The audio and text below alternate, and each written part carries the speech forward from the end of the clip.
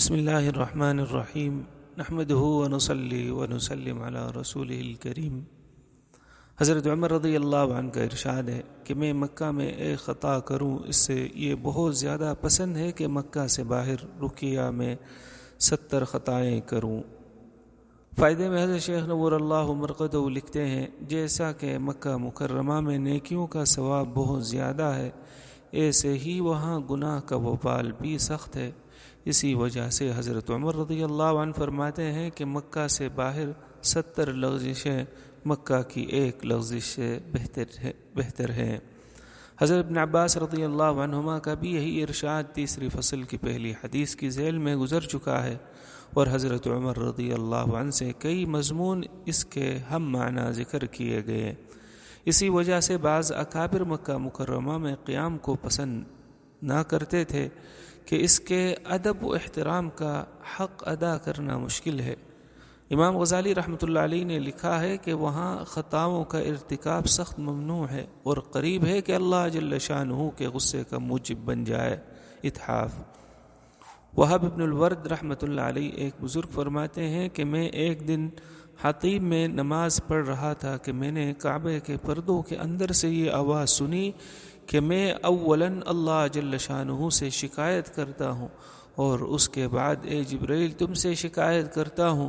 لوگوں کی کہ وہ میرے گرد ہنسی مذاق اور لغو باتوں میں مشغول رہتے ہیں۔ اگر یہ لوگ اپنی ان حرکتوں سے باز نہ آئے تو میں ایسا پھٹوں گا کہ ہر پتھر میرا جدا جدا ہو جائے گا۔ احیاء حضرت عمر رضی اللہ عنہ نے ایک مرتبہ قریش کے لوگوں کو مخاطب کر کے فرمایا کہ تم سے پہلے قبیلہ عمالقہ اس گھر کا متولی اور منتظم ہوا تھا، ان لوگوں نے اس کے احترام میں تساہل کیا اور تعظیم کا حق ادا نہ کیا تو اللہ جل شانہ نے ان کو ہلاک کر دیا، اور اس کے بعد قبیلہ بنو جرہم اس کے متولی بنے، اور جب ان لوگوں نے اس کی بے حرمتی کی تو اللہ جل شانہ نے ان کو بھی ہلاک کر دیا۔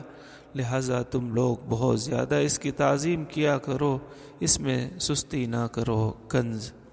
موسیٰ بن محمد رحمۃ اللہ علیہ کہتے ہیں کہ ایک مرتبہ ایک عجمی شخص طواف کر رہا تھا، نیک دیندار آدمی تھا۔ طواف کرتے ہوئے ایک خوبصورت عورت کے پازیب کی آواز جو طواف کر رہی تھی اس کے کان میں پڑی۔ یہ شخص اس عورت کو گھورنے لگا، رکن یمانی سے ایک ہاتھ نکلا اور اس زور سے اس کے تھپڑ مارا کہ آنکھ نکل گئی، اور بیت اللہ شریف کی دیوار سے ایک آواز آئی، ہمارے گھر کا طواف کرتا ہے اور ہمارے غیر کو دیکھتا ہے، یہ تھپڑ اس نظر کا بدلہ ہے، اور اگر آئندہ کوئی اور حرکت کرے گا تو ہم بھی زیادہ بدلہ دیں گے۔ مسامرات سبحانک اللہم و بحمدک اشہد ان لا الہ الا انت استغفرک و اتوب الیک۔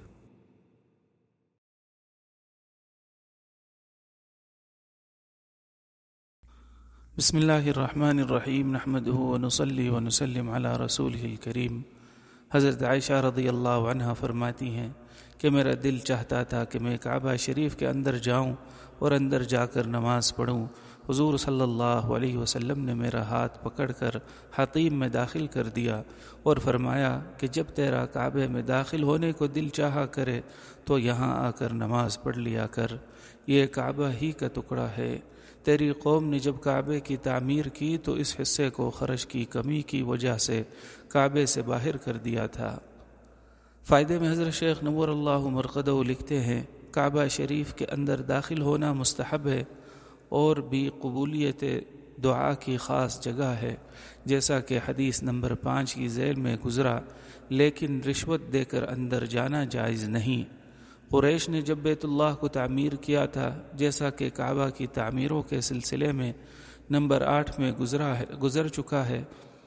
تو اس کے اندر کی سطح کو بلند کر دیا تھا اور دروازہ بہت بلند کر دیا تھا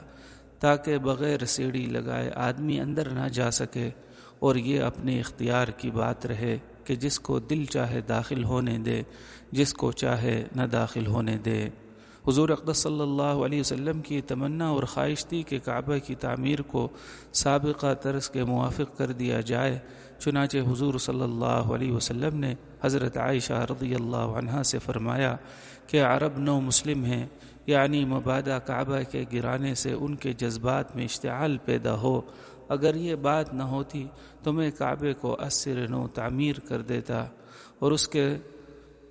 2 دروازے کر دیتا کہ ایک سے داخل ہوں اور دوسرے سے باہر نکلیں، اور دروازے کو زمین سے ملا دیتا۔ تمہاری قوم نے اس لیے اس کے دروازے کو بلند کیا تاکہ جس کو وہ پسند کریں وہ داخل ہو سکے۔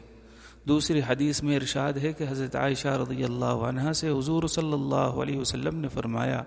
کہ بیت اللہ کے بارے میں تیری قوم نے کوتاہی کی، اگر وہ کفر کے زمانے سے قریب نہ ہوتے تو میں اس حصے کو جس کو انہوں نے باہر نکال دیا بیت اللہ کے اندر داخل کر دیتا۔ اگر میرے بعد کعبے کے بنانے کی نوبت آئی تو آؤ میں تمہیں دکھا دوں کہ وہ کتنا حصہ ہے جس کو انہوں نے باہر نکال دیا۔ اس کے بعد حضور صلی اللہ علیہ وسلم نے تقریباً 7 ہاتھ کے بقدر حصہ دکھایا، اور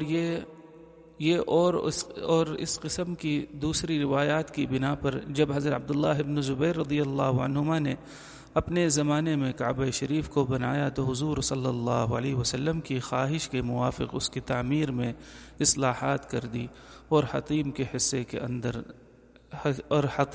حصے کو اندر داخل کر دیا۔ لیکن اس کے بعد عبد الملک کے زمانے میں حجاج نے پھر اس کو ویسے ہی کر دیا جیسا کہ حضور صلی اللہ علیہ وسلم کے زمانے میں تھا۔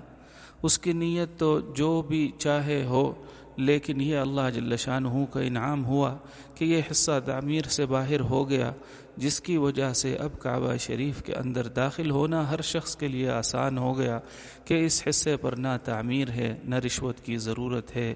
جس کا جب دل چاہے وہاں جا کر نماز پڑھے، دعا مانگے کہ یہ کعبے کے اندر کے حصے کے حکم میں ہے۔ اسی لیے حضور اقدس صلی اللہ علیہ وسلم نے حضرت عائشہ رضی اللہ عنہا سے جب انہوں نے اندر داخلے کی تمنا کی تو فرمایا یہاں کھڑی ہو کر نماز پڑھ لے۔ عورتوں کے لیے بالخصوص اندر جانے میں بہت سی مشکلات ہیں، ان کے لیے یہ حصہ خاص طور سے غنیمت اور اللہ کا احسان ہے۔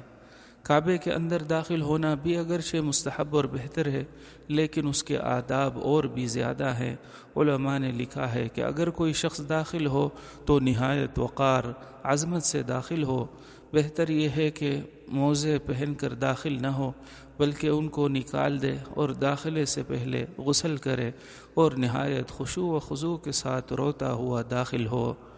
ایک بزرگ رحمۃ اللہ علیہ سے کسی نے پوچھا کہ آپ کعبے کے اندر داخل ہوئے تھے، انہوں نے فرمایا کہ یہ پاؤں اس قابل بھی نہیں کہ میرے پاک رب کے گھر کے چاروں طرف پھرے، تو میں ان کو اس قابل کہاں سمجھتا ہوں کہ اس پاک گھر کے اندر ان کو داخل کر دوں۔ مجھے ان کا حال معلوم ہے کہ یہ کہاں کہاں چلے پھرے ہیں اور کس کس برے ارادے سے چلے ہیں۔ اتحاف کہتے ہیں کہ میں نے جب زمین پر سجدہ کیا تو زمین سے یہ آواز آئی کہ تو نے اس ریا کے سجدے سے مجھے کیوں خراب کیا، اور جب میں کعبے کو گیا تو مجھے اندر داخل نہ ہونے دیا اور یہ آواز آئی کہ دروازے سے باہر کیا گل کھلائے جو اندر آنے کی امنگ پیدا ہوئی۔ علماء نے لکھا ہے کہ کعبہ شریف میں داخل ہونے والے کو 2 چیزوں سے خصوصیت سے بچنا چاہیے جس کو گمراہ لوگوں نے کھڑا رکھا ہے۔ ایک، دروازے کے سامنے بالمقابل دیوار میں کڑ ہے